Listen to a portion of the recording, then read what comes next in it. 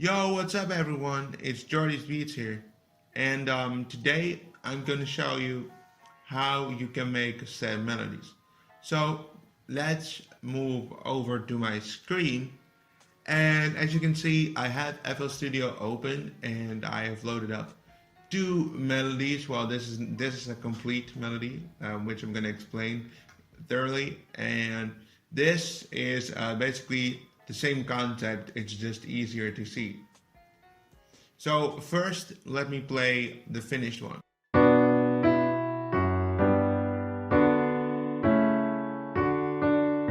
more time.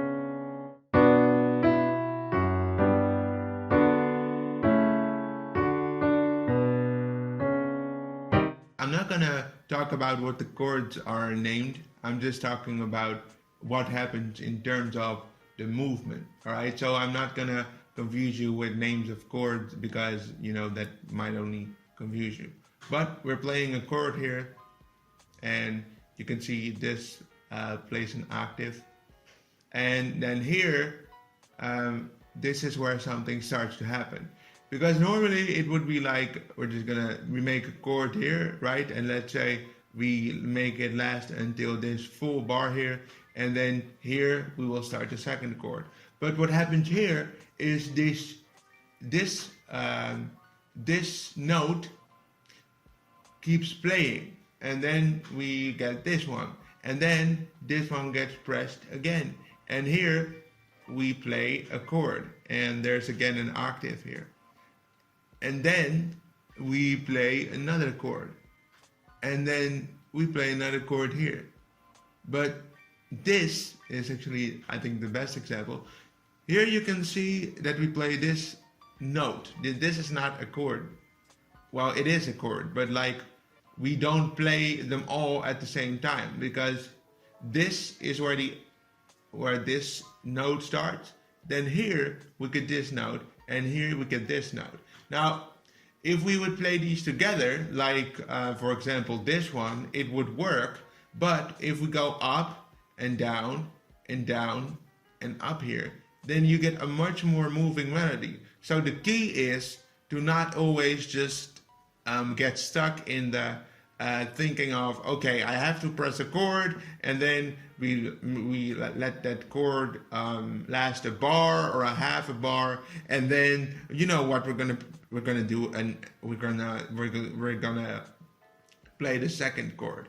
That you can, of course, you can also make melodies that way, but you can also say we're gonna go up and down the ladder, or as if you really want to go into music theory, you call it up and down the scale. But but if you go up and down the scale, you get a much more moving melody. At least that is what my experience is. Let's move on to the second example.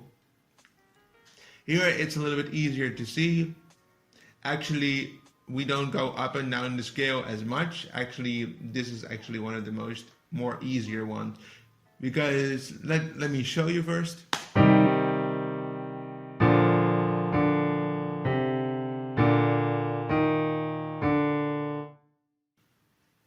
So this one is actually a little easier. This one is just we play a chord and we play another chord, because they're all played, at the same time. But here we need that D pressed again, because otherwise we wouldn't get the sound we want. And actually you can see we play actually the same chord. The only difference here is that we hit the D again. And then here you can see, then after this chord is played, then here we start to add another note, and then we play this note. But these three, this note, and this note, can also be a chord together, but again they're not all played at the same time. So that is why you get the effect of, and of course the D is pressed again 3 times, so that also, I mean, it's kind of hard to explain, but it's like if you don't hold the note always, but you press it again, that sometimes can create more movement as well. And then sometimes in this last section here it's the same thing. This note plays super long, and then we have this D, and then that stops playing, and then we get the D sharp, and then we get the D. That's not really a chord, but like that's like well, let's just call it the outro for this melody. Now note placement and pressing chords again, and or pressing notes again, sorry, and you know, instead of playing a chord and then playing another chord, we also have to take into consideration the velocity. Now, this might be a little hard to see, and it might be a little daunting at first. But what is really important, if I would have all these things play at the same velocity, so you know what, I'm not gonna do the whole pattern again, but let's say I would put them all at the same velocity. Let's just do that. Like, I don't care, and I'm not gonna save it, but I'm gonna move everything up again, just like they all play at the same time. So like this, la, la. All right. Now let's hear the melody we started with.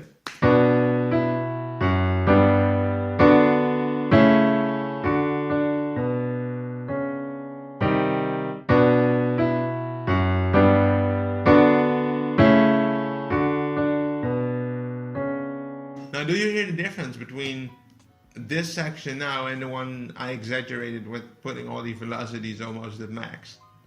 The reason is you want, like, the top melody, in this instance, you want to give it some space. Let me revert everything to the way it was,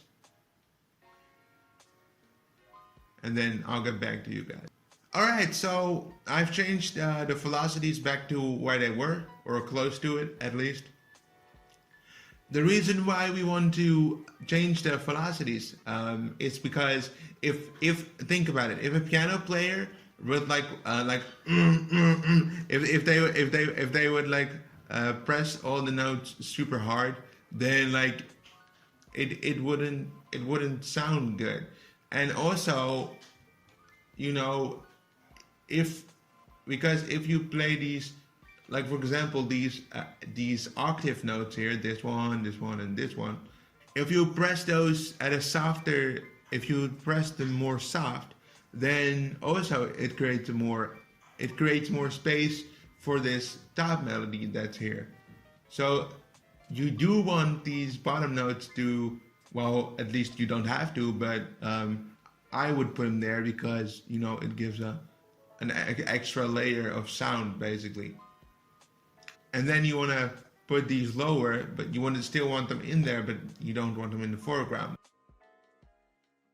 Right, so I've loaded up the other melody. It's basically the same thing. I just added a top melody on top of the chords and something else that I'll point out after I play this.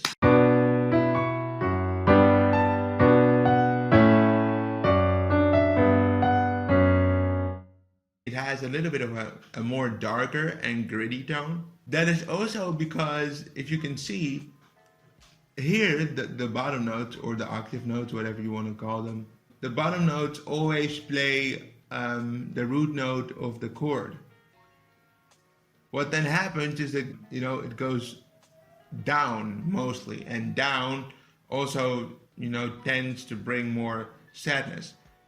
What you saw in the other, I'll switch back to it in a moment, but what you saw in the other was that I didn't always play the root note of the chord. I also like played the middle one, or the top one. I don't know if I did that in that example, we'll check. And here you can see I've added a bass or a top melody, which you can do. Now, I personally wouldn't add this. Well, maybe for the chorus or the hook, whatever you want to call it. Maybe for that I would add it, because that it gives a little bit more energy to the track. And but for the verse, I would personally keep it like this. So I'm not going to save this, but let's say let's remove it. Look at how different this will sound.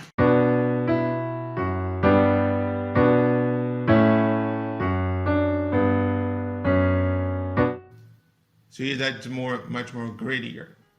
What I wanted to say is here it plays the bass note. You could see it.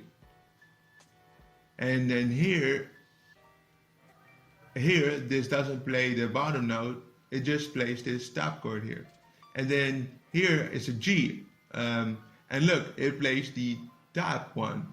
And here the D is also in the middle, so it's not the bottom note. And that creates it's a little bit happier sound.